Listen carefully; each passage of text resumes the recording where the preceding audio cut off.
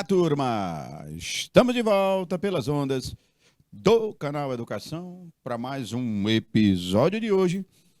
Vamos dar continuidade falando sobre ela, a biosfera. Aula passada nós falamos sobre a Amazônia, Cerrado, suas características e formas de degradação. Agora, Mata Atlântica. Cadê, professor, no mapa? Tá aqui, gente. Olha o litoral brasileiro. Mata Atlântica. Professor, e ela ocupa tudo isso? Não. Tem nem 6% dela. Totalmente desmatado. A mais desmatada de todas as florestas do Brasil, a Mata Atlântica. Acompanhe a leitura. O exemplar da floresta tropical do Brasil praticamente desapareceu. Pois, como estava localizada na faixa litorânea do país, grande parte de sua vegetação original foi desmatada para ceder lugar à intensa ocupação do litoral. Olha só. Observando a imagem, é uma floresta também densa, fechada, composta por grandes árvores. Nessa outra imagem, nós vamos ver que ela é cercada por morros e também ela fica na faixa litorânea do Brasil. A Mata Atlântica, gente, ela apresenta as seguintes características. Olha só. Quais as características da Mata Atlântica?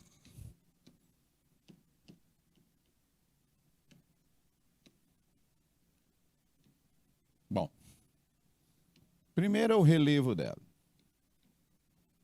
A Mata Atlântica, gente, é composta por um relevo de planaltos, serras e panes de açúcar. Aqueles morros arredondados que se formam no litoral do Brasil. Lembra lá da cidade do Rio de Janeiro.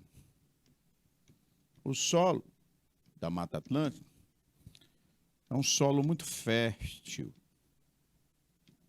Eu vou te dar dois exemplos de solos da Mata Atlântica. O terra roxa, que fica no sudeste, plantou-se e ainda planta-se muito café. E o solo massapê. Esse é encontrado no litoral do Nordeste. O solo massapê, turma, foi usado e ainda hoje é para plantação de cana-de-açúcar. Olha só. A hidrografia da região. Na região, turma, nós temos a presença de rios de planalto encachoeirados. Muitas cachoeiras se formam na região da Mata Atlântica. O clima, olha só, a Mata Atlântica, gente, ela apresenta um clima litorâneo, ou seja, um clima que sofre influência da maritimidade. Apresenta aí altas temperaturas e umidade, muita umidade, muita chuva na região.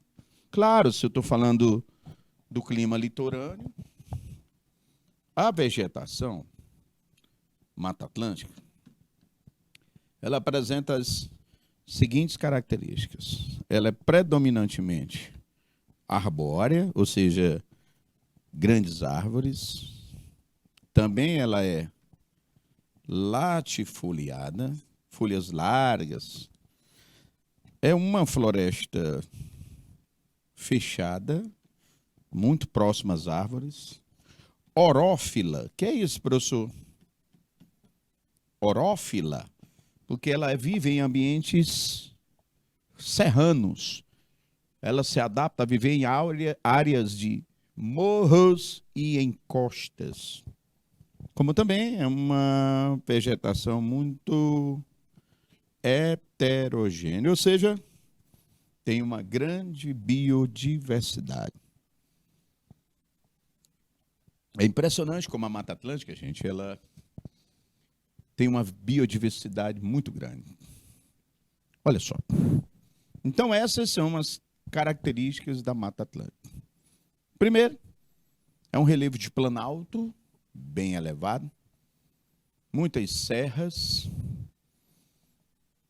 e pães de açúcar, os pães de açúcar chamado, um solo de muita fertilidade, rios encachoeirados, um clima que sofre muita influência da maritimidade e uma exuberante floresta, grandes árvores, muitas folhas, fechada, com uma grande biodiversidade. Professor, o que foi que detonou com a Mata Atlântica? Bom, vamos lá para a história. A colonização do Brasil ocorrera por ela. Por volta de 1500, os portugueses chegaram aqui. E durante os 30 primeiros anos de colonização, eles extraíram o pau-brasil para aproveitar a tinta, né, para vender para a Europa. Com isso começou o desmatamento. Ainda no século XVI, nós vamos ter a plantação da cana-de-açúcar no Nordeste, para a produção do açúcar a ser exportado para a Europa. E essas plantações de cana, gente, tirou o desmatamento. Olha, vamos evoluindo. No século XVIII, já na região das Minas Gerais, a mineração, o ouro. E isso, para extraí-lo, mais desmatamento da Mata Atlântica. Século XIX veio o café.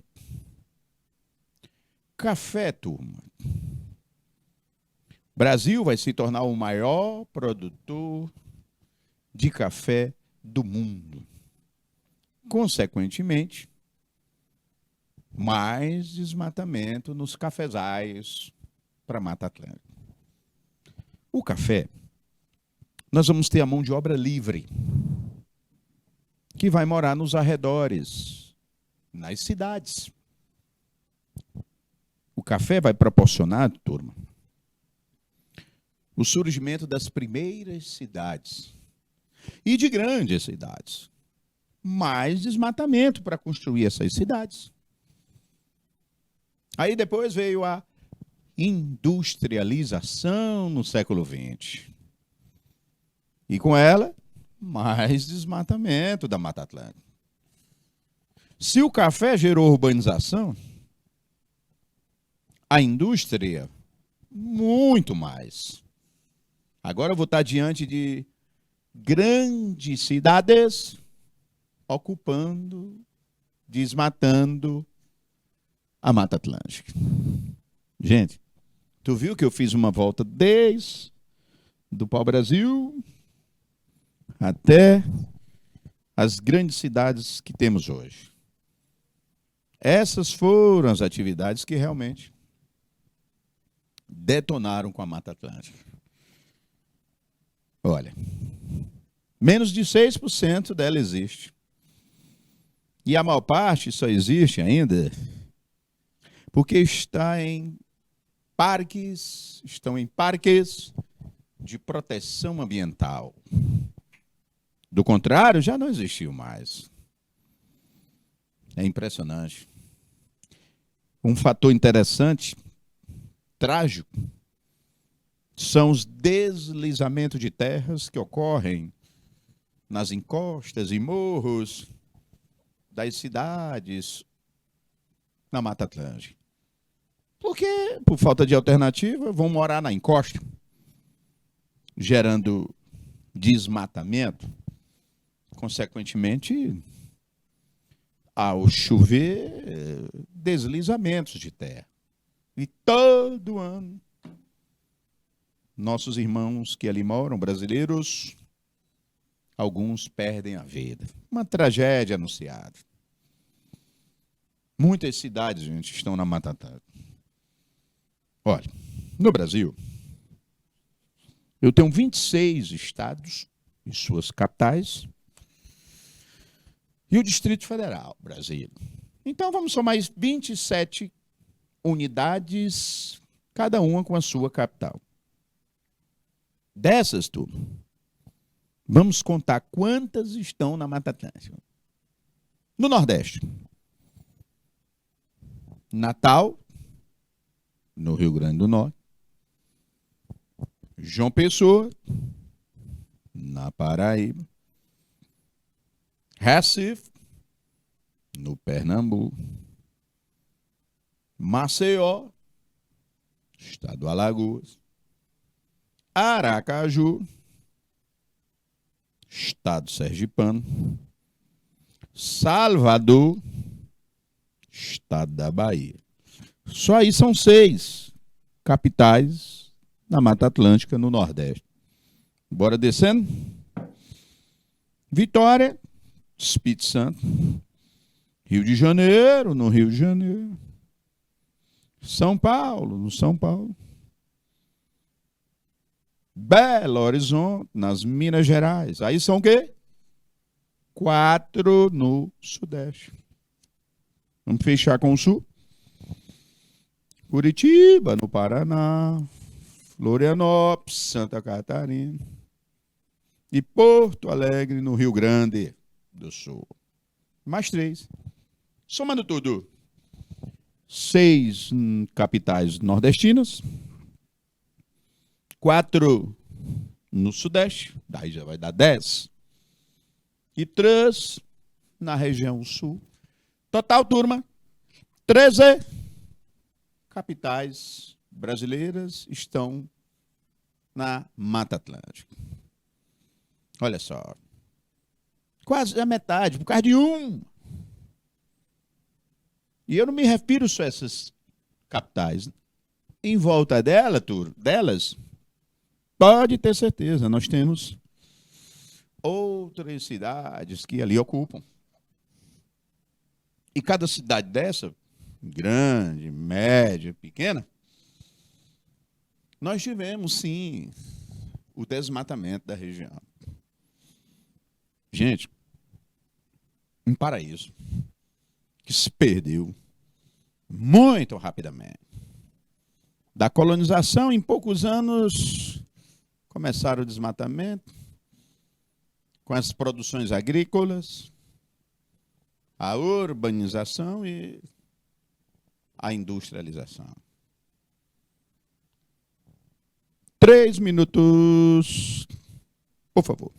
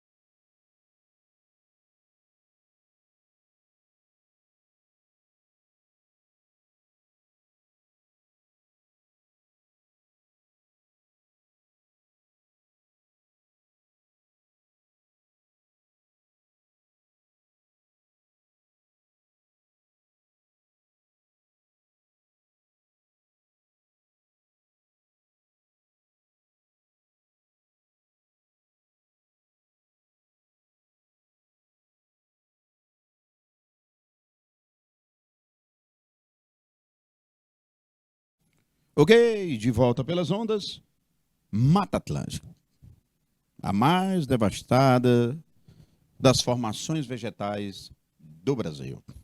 E agora, turma, nós vamos de Caatinga. Cadê, professor? Olha o mapa. Sertão nordestino. Observa o mapa.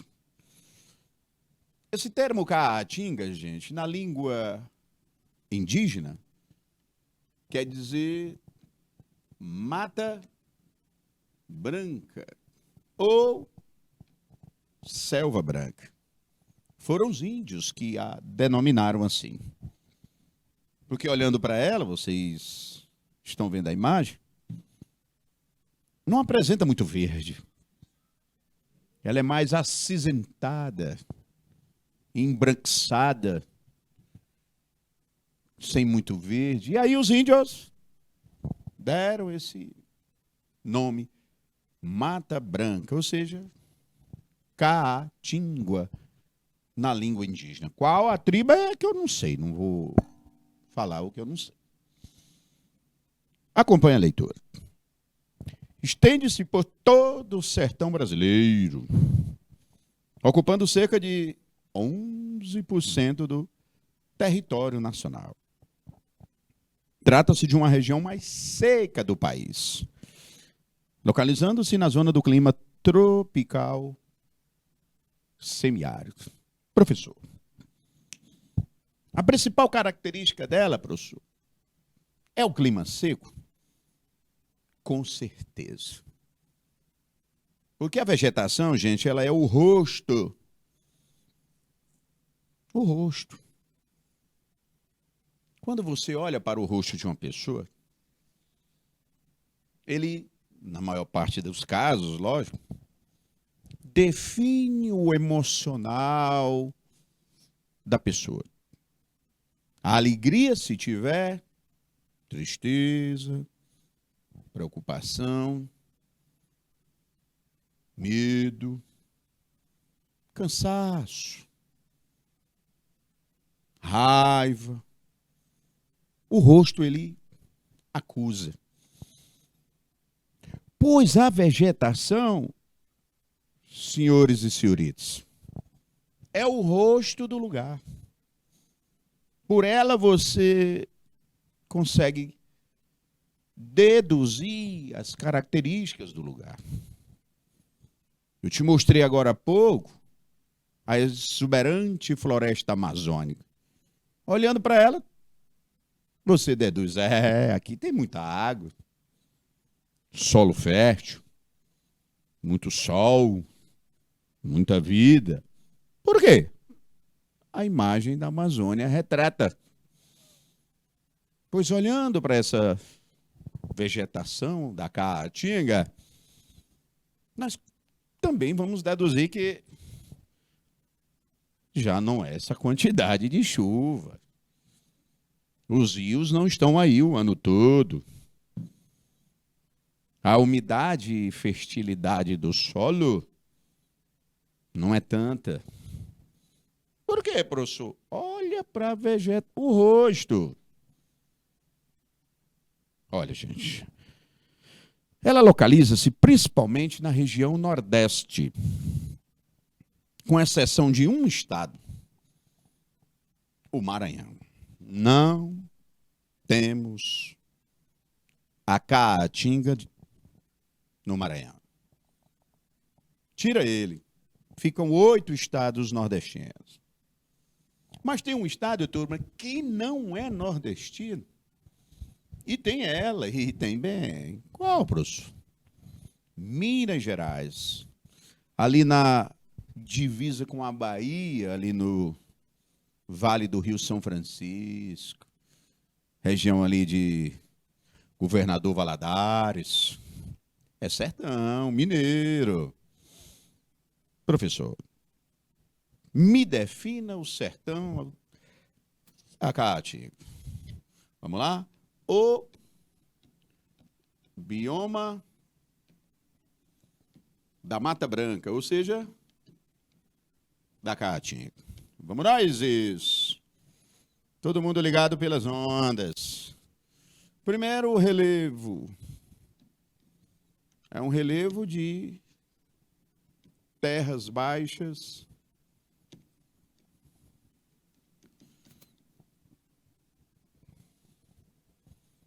composta por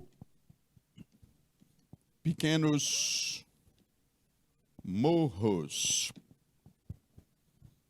O solo da Caatinga, turma, é um solo raso. Por quê, professor? Para ter solo profundo, eu tenho que ter muita matéria orgânica. Aí eu tenho que ter muita vida. Muitos sais da rocha. Aí eu tenho que ter erosão. E a erosão lá é pouca, vida não é muita, matéria orgânica pouca, solo raso. Seco, não preciso nem me estender nessa parte, porque o solo é seco devido ao clima ser seco, gente. Uma outra característica do solo do sertão, gente, é ser pedregoso, cheio de pedra, lajeiro. Porque a formação geológica da Caatinga é realmente de terrenos pedregosos. A hidrografia do sertão. Turma, hidrografia, ou seja, os rios. Os rios do sertão são rios temporários. Por quê, professor? Que os rios no sertão, eles secam. Olha, turma, todo mundo imagina logo, os rios secam porque a maior parte do ano chove muito pouco. Isso é verdade. O problema das chuvas, os problemas das chuvas do sertão são dois. Um, a quantidade de chuva é pouca. Dois, concentrada essa chuva num curto período. Aí passa o restante do ano todo sem chover. Isso é ruim. Mas além das chuvas serem poucas e concentradas, um outro problema é o solo que é muito pedregoso, não ajudando a infiltrar água. Aí é complicado. Se não infiltra muita água, não vai formar bons lençóis. Se não formam bons lençóis, não vão formar boas nascentes. Complicado. Alta temperatura. Evaporando a água dos rios. E o relevo de encosta empurrando rapidamente a água dos rios. O relevo não ajuda, turma, a acumular água. Então, eu estou te listando os motivos dos rios secarem no sertão. Vamos lá? Chuva. Pouco e concentrado. Temperatura. Quente evaporando a água. Relevo. De encosta fazendo com que essa água rapidamente escoe, não acumulando. Lençol subterrâneo. Pouca água infiltrada, nascentes secam rapidamente.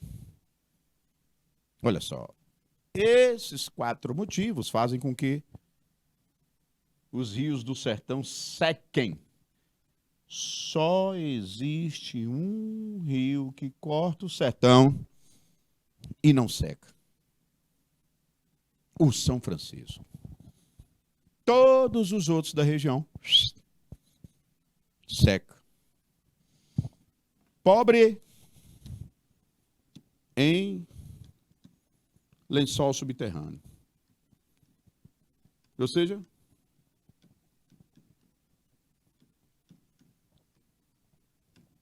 água não infiltra, quase.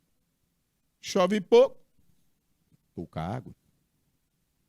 O clima, não tem errado. O clima do sertão é o chamado clima Semiárido. Acabei de falar da característica principal dele, é a questão da chuva. Chove pouco e num curto período, a maior parte do ano, sem chover. Altas temperaturas, muito quente. Calor, muito calor. Consequentemente, evapora tudo que é água do solo, do rio, açude, vai embora. Clima semiárido. A vegetação, professor. Ó, no sertão, gente, a vegetação é predominantemente arbustiva e, num curto período, herbácea. Como assim, professor? Porque no período seco aparece um campo graminoso, herbácea. Mas é um período pouco. Rapidamente essa gramínea se desfaz. Ela é uma vegetação, atenção que essa informação é super importante. Ela é, galerinha, xerófila. Que é isso, professor?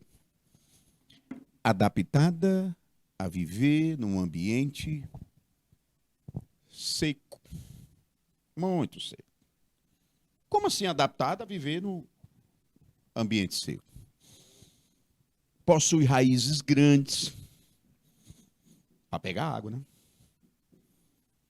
Armazenam água dentro delas. Normalmente não tem folhas. Quando tem, turma, ou caem, ou elas enrolaram essas folhas na forma de espinhos. Que história é essa? Os espinhos, segundo os biólogos, fazem a função das folhas na caatinga, chamados de pseudofolhas, falsas folhas. Retém a água, os espinhos, e fazem a função das folhas, fotossíntese. Professor, armazenam água. Normalmente não tem folha,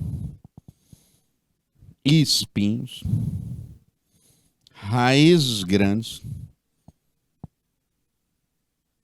Realmente são adaptadas a viver em um ambiente seco. E o nome disso é espécie xerófila.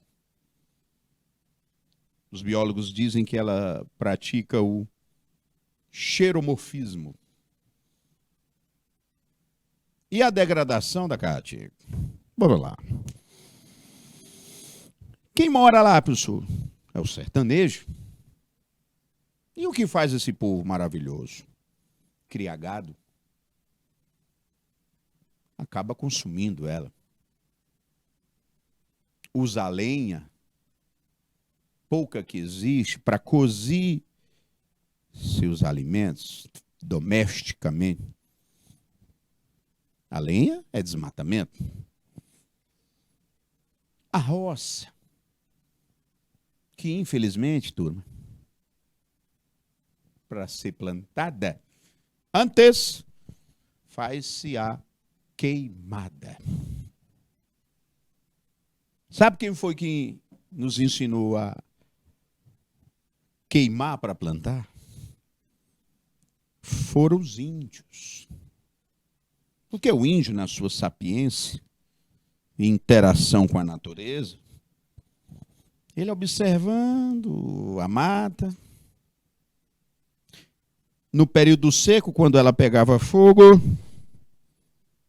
após o fogo terminado, germinava rapidamente uma gramínea, um capim, só. Pois depois do fogo eu vou plantar. E assim o índio fazia. Ele esperava o momento natural da queimada, porque ela pega fogo naturalmente. É o que eles chamam de coivara. Tem até um município nosso com esse nome. é queimada na língua indígena. E assim ele disse, não vou mais esperar pegar fogo. Eu, índio, vou tocar fogo. No momento certo, porque ele não sabia, né? Expõe os horizontes do solo e a cinza ajuda a fertilizá-lo, aí dá legal para plantar. E assim ele foi fazendo o quê? A coivara. Aí veio o século XVII, a marcha do gado, o vaqueiro expulso do litoral pela coroa portuguesa, tangendo o gado, procurando o São Francisco e outros rios. O vaqueiro chegou aqui com o gado e aí foram instalando as fazendas. E com a fazenda, aquela comunidade, a chamada civilização do couro, Capistrano de Abreu, escritor cearense. E essas fazendas dão origem a vilarejos e vilas e cidades. O Piauí nasceu assim, tudo. E com a fazenda veio aqueles mestiços do branco com o índio, o caboclo, que a gente na nossa corruptela da linguagem não mais chamamos de caboclo, mas de caba. O caba da peste. Seu caba vem do caboclo, que é da mistura do branco com o índio no gado, na fazenda. E uma das coisas que a gente primeiro aprendeu com eles, os índios, foi essa plantação, a coivara. E aí, gente, nós ainda hoje praticamos essa queimada. O problema é que eu quero plantar nessa mesa, eu toco fogo na sala inteira, sem necessidade. E o fogo, ele se espalha no período seco. Quem aqui na sua cidade, quando está se aproximando as chuvas, não presencia as cinzas entrando na nossa casa. Fuligem é o nome daquilo. É o fogo se espalhando para plantar. Infelizmente, gente, isso detona o sertão, Macatinho. Lenha, roça, gado. E o solo do sertão, ele é muito temperamental, ele é sensível. Piauí, Gilboés, no pé da meia. Nos anos 70, encontraram, olha só, em Gilboés, diamante. Começaram a extrair diamante no sertão da Caatinga de Gilboés. E começaram a perfurar o solo, procurando diamante. Ficou tudo esburacado e a vegetação retirada em pleno sertão da Caatinga. Aí, as poucas chuvas, erosão. O solo ressecando. Gente, isso gerou, sabe o quê? A desertificação de Gilboés. Impressionante. Sertão. É só secura, professor?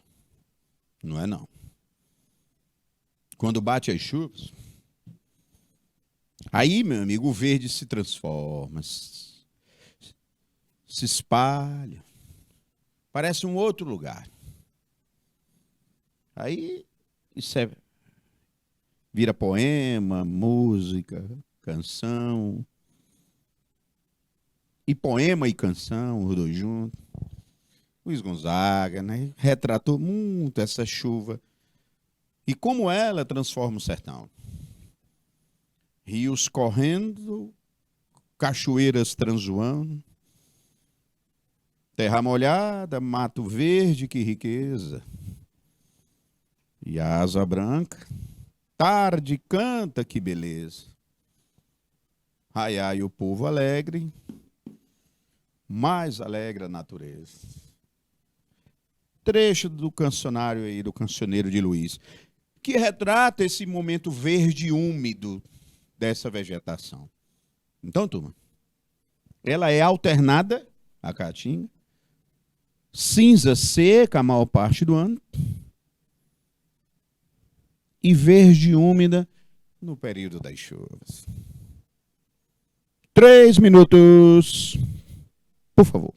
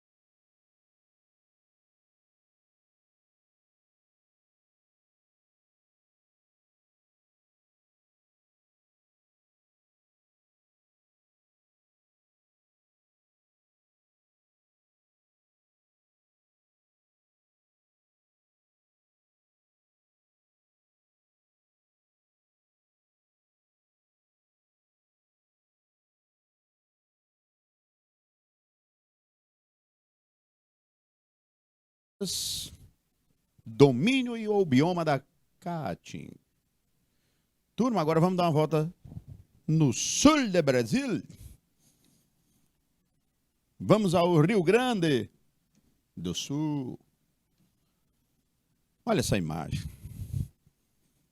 Aí eu estou diante dos Pampas conhecido como pradarias brasileiras.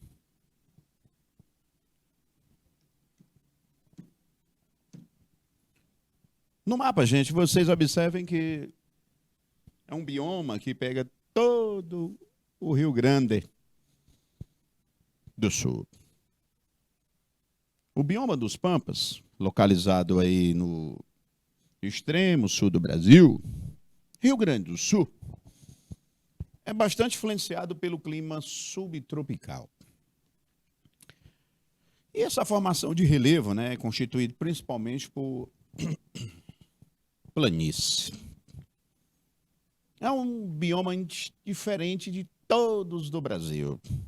Aliás, eles, por si só, são diferentes uns dos outros. Gente, eu saí da imensa floresta amazônica, passando pelos arbustos do Cerrado, cheguei nas espécies de clima seco da Caatinga, subi as serras das árvores da Mata Atlântica, e olha onde é que eu estou agora. No sul do Brasil, nas gramíneas que vocês estão vendo dos Pampas Gaúchos. E Brasilzão. Olha, meus amigos, eu nunca saí do Brasil. Amigos que foram, Europa, essas coisas todas, Itália e outros mais, Alemanha. Marcelo, rodei o país inteiro. Mesma formação vegetal. Mesma paisagem natural. No Brasil não é assim. São biomas totalmente diferentes. E não me refiro, turma, só à vegetação que é diferente. Não, não. O solo, relevo, hidrografia, clima e a vegetação, muito diferentes.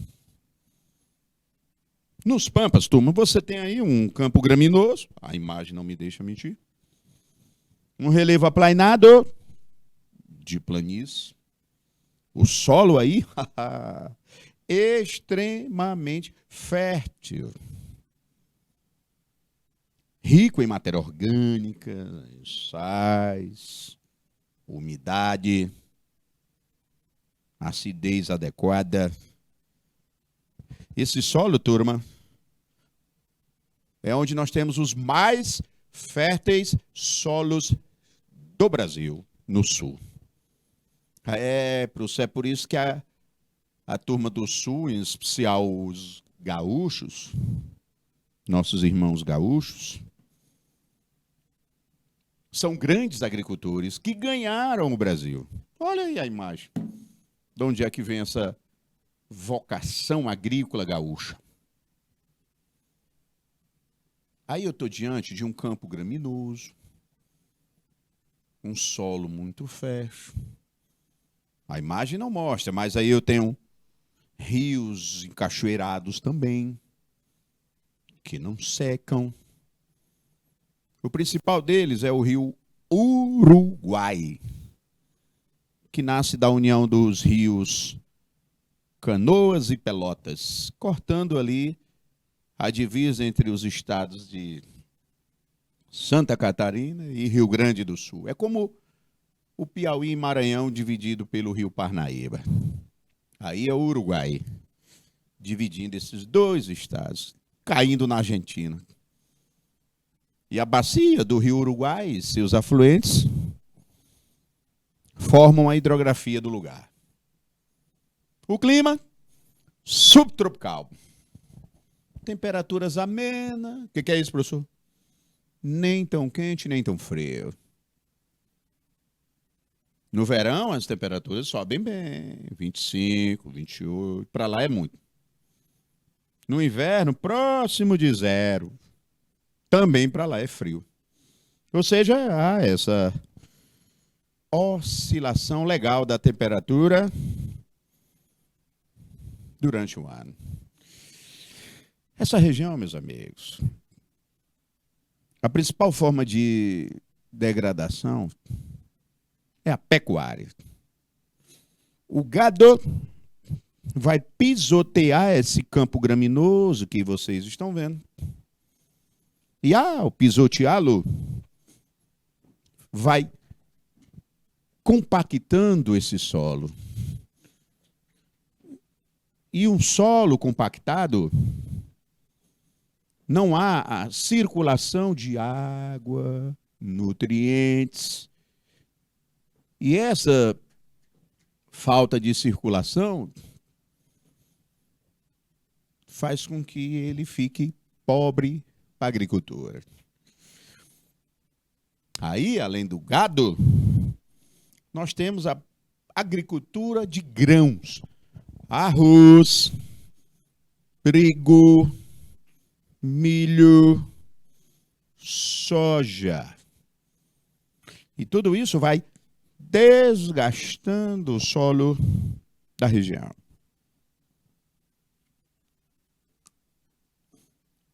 Nessa região, turma, também é marcado pela formação de vossorocas. Que é isso, professor?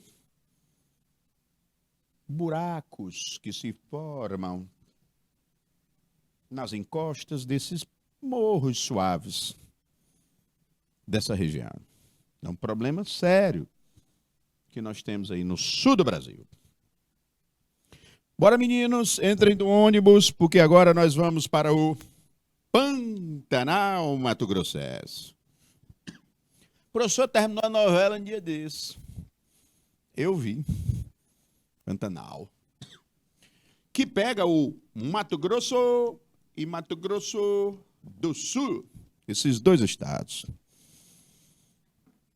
Trata-se da maior planície inundável do país. E está localizado nos estados do Mato Grosso e Mato Grosso do Sul. Esse bioma é muito influenciado pelos regimes dos rios presentes no lugar. Durante o período chuvoso, de outubro a abril. Gente, se o rio Uruguai e seus afluentes banham os pampas, aqui é o rio Paraguai e os seus afluentes que inundam essa planície alagada, formando esses pântanos, lagos e terras alagadas do Pantanal. Um solo fértil, uma vegetação tanto graminosa quanto composta por grandes árvores na região. Um clima tropical típico, um período de muita chuva e um período de pouca chuva. Na muita, rios transbordam e inundam tudo. Na pouca, rios baixam, deixando o solo descoberto.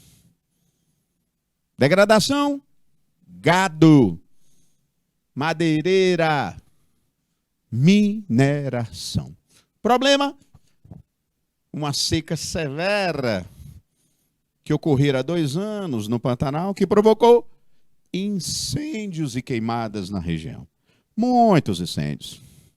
Incêndios de toda a natureza ocorreram nessa região.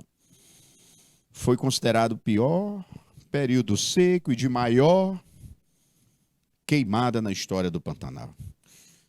O problema do Pantanal, gente, não está nem quando começa, não é nem nele, porque ele é vizinho dos Cerrados, que é parte alta. Muitos rios que caem no Pantanal vêm lá dos Cerrados. E lá nos Cerrados, esses rios estão sendo assoreados, esgotados pela agricultura. E quando eles chegam no Pantanal, vindo dos Cerrados, esses rios, já chegam com pouca água, ajudando a essas secas constantes que estamos observando nessa planície alagada pantaneira.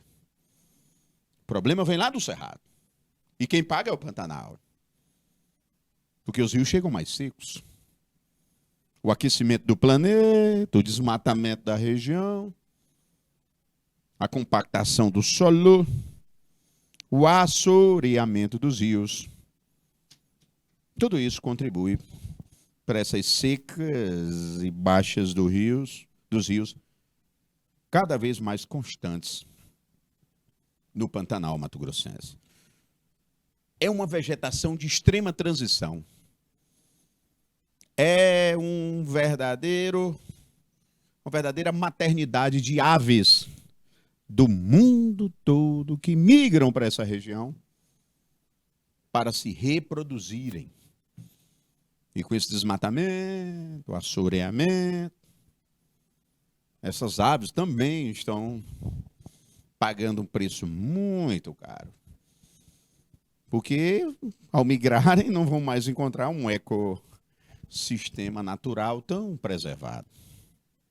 Mineração também. Aí eu tenho a região do maciço do Urucum, no Mato Grosso do Sul. Extração de minério em pleno Pantanal. Aí eu somo gado, madeireira, mineração. Isso vem comprometendo a biodiversidade na maior planície alagada do mundo, que é a planície do Pantanal mato-grossense, ali na região centro-oeste do nosso querido Brasil. Um bioma único de transição que nós temos nessa região, que precisa ser muito preservado. Bom, turma, com isso nós vamos fechando o nosso segundo episódio de hoje. Falamos dos biomas do Brasil: Amazônia, Cerrado, Mata Atlântica, Pantanal, Caatinga, os Pampas. Espero ter contribuído para a aprendizagem nesse assunto. Muito obrigado pela sua dedicação, anotação, concentração. Que vocês tenham um resto de aula, uma boa noite, um bom final de semana e até a próxima aula. Valeu, turma!